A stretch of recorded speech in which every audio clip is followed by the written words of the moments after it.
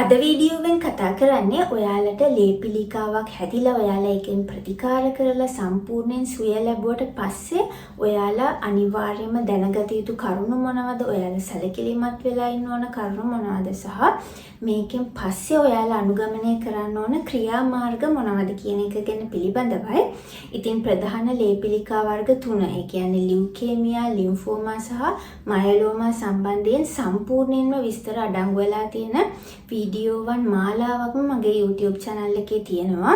ඔයා මගේ YouTube නාලිකාවේ playlist එකට ගියා නම් blood cancer කියන playlist එක යටතේ ඔයාලට මේ හැම වීඩියෝවක්ම පිළිවෙලට බලා ගන්න පුළුවන්.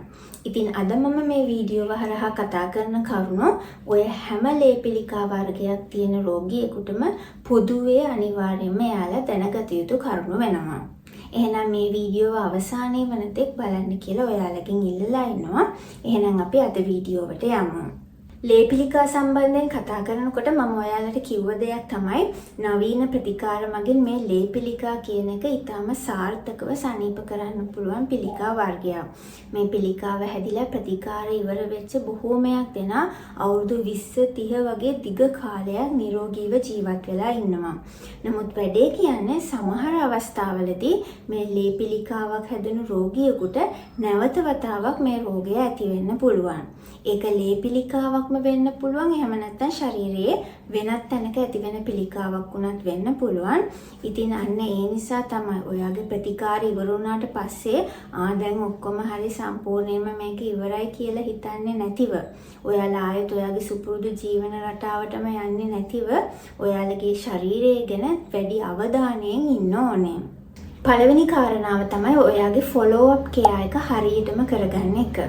ඒ කියන්නේ ඔයාට මේ පිළිකාවක් හැදිලා ප්‍රතිකාර අරගෙන සම්පූර්ණයෙන්ම සනීප වුණාට පස්සේ සමහර විට අවුරුදු ගණනාවක් යනකම් ඔයාට ක්ලිනික් එකට එන්න කියලා කියනවා. ඉතින් මේ විදිහට ක්ලිනික් එකට එන්න කියලා කියන්නේ ඔයාට මේ පිළිකාව නැවත ඇතිවීමේ අවධානමක් තියෙන නිසා. ඉතින් මෙන්න මේ ක්ලිනික් එකට යන එක විශ්වාස කරන ලංකාවේ බොහෝමයක් රෝගීන් මේක අතපසු කරගන්නවා. ඉතින් අන්න ඒ නිසා එහෙම කරන්නේ නැතිව අනිවාර්යයෙන්ම ඔයාට අදාළ දවසට ඔයා ක්ලිනික් එකට යන්න ඕනේ. ඊළඟ කාරණාව තමයි මේ ක්ලිනික් එකේදී ඔයාට ලබා දෙන ටෙස්ට් වර්ග, ඒ වගේම කරන්න කියලා දෙන ස්කෑන් වර්ග ටිකත් හරියටම අදාළ දවසට කරගන්න ඕනේ. මොකද ඔයා ප්‍රතිකාර ඉවර වෙච්ච ගමන්ම වගේ නම් ඉන්නේ සමහර විට මේ ටෙස්ට් වර්ග, ස්කෑන් වර්ග ටික මාස 2-3කට සැරයක් කරන්න කියලා කියනවා. මොකද ඔයාට මේ පිළිකාව නැවත ඇතිවීමේ අවධානම ඊටාම වැඩි වෙන්නේ ඔයා ප්‍රතිකාර ඉවර වෙච්ච ගමන්මයි. ඒ නිසා තමයි ඒ විදිහට එයාලා ළඟ දවස්වල, ඒ කියන්නේ මාස 2-3කට සැරයක්ම මේ ටෙස්ට් එක කරන්න කියලා කියන්නේ.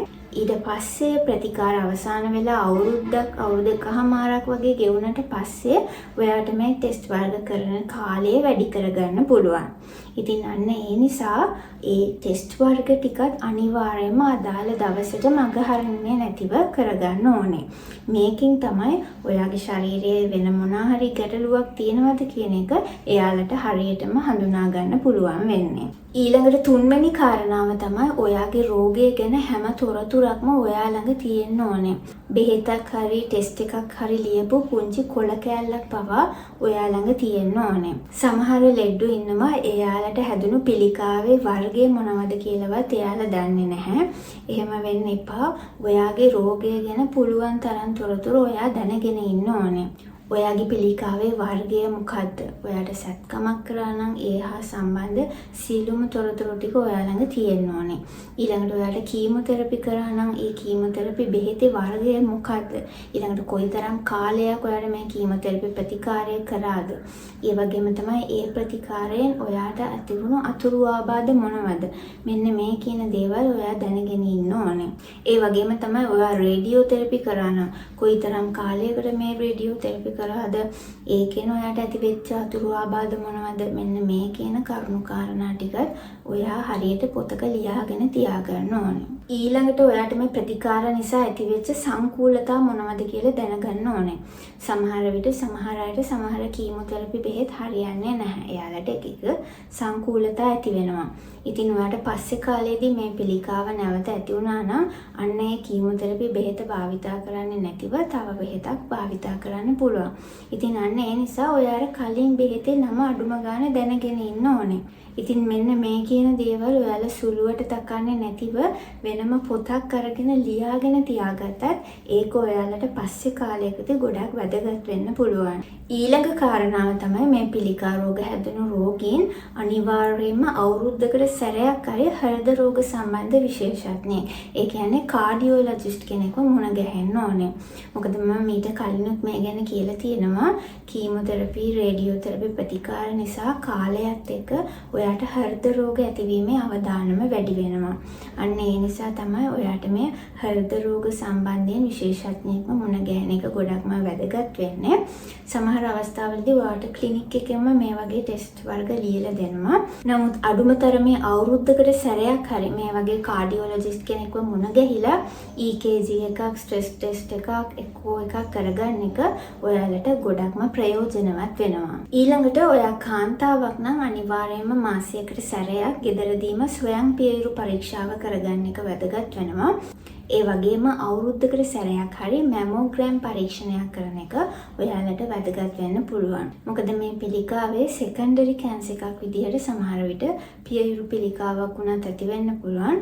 ඉතින් අන්න ඒ නිසා තමයි මේ සම්බන්ධයෙන්ොත් ඔයාලා වැඩි අවධානයක් යොමු කරන්න ඕනේ. ඊළඟට ඔයා අවුරුදු 45ට වඩා වැඩි කෙනෙක් නම් ඔයා අවුරුදු 5කට හෝ 10කට සැරයක් කොලොනොස්කෝපි එකක්, ඒ කියන්නේ බඩවැලේ පරීක්ෂාවක් කරගන්න ඕනේ. මේකෙන් අපිට බඩවැලේ පිළිකාවක් ඇති වෙලා තියෙනවද කියලා කලින් හඳුනා ගන්න පුළුවන්. ඊළඟට ඔයාට දියවැඩියාව, කොලෙස්ටරෝල්, හයි බ්ලඩ් ප්‍රෙෂර් වගේ පිළිකාවට අමතරව මේ කියන බෝ නොවන රෝග තියෙනවා නම් අන්න ඒව ඔයාලා දිග කාලයක් තිස්සේ පාලනය කරගෙන ඉන්න තරමට ඔයාට මේ පිළිකාවක් නැවත ඇතිවීමේ අවදානම අඩු කරගන්න පුළුවන්. ඉතින් අන්න ඒ නිසා පිළිකාව කියන දේ ගැන විතරක්ම හිතන්නේ නැතිව ඔයාගේ ඕවරෝල් සෞඛ්‍ය ගැනම ඔයා වැඩි අවධානයෙන් ඉන්න ඕනේ. ඊළඟ කාරණාව තමයි ඔයාට වයසට යෑමත් එක්ක ඇතිවන ඇඟපත වේදනාව වැඩිපුරම ඔයාට දැනෙනවා නම් ඔයාට පුළුවන් ෆිසිකල් තෙරපි වගේ දෙයකට යොමු වෙන්න.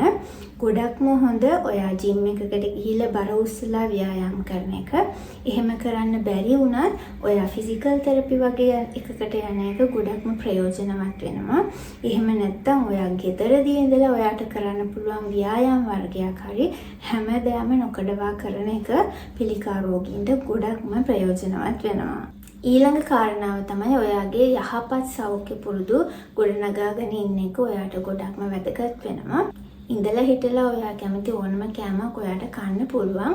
නමුත් 90%ක තරම් ප්‍රමාණයක්වත් ඔයා යහපත් ආහාර රටාවක් ගොඩනගාගෙන ඉන්න එකෙන් ඔයාට වැඩි කාලයක් නිරෝගීව ජීවත් වෙලා ඉන්න පුළුවන්. අවසාන වශයෙන් කියන්න තියෙන්නේ දැන් මම මේ දේවල් කිව්වට ඔයා හැම වෙලේම මට ආයෙත් මේ පිළිකාව හැදෙයිද, මේ පිළිකාව මට ආයෙත් හැදෙයිද කියලා බය වෙවීම ඉන්න එපා.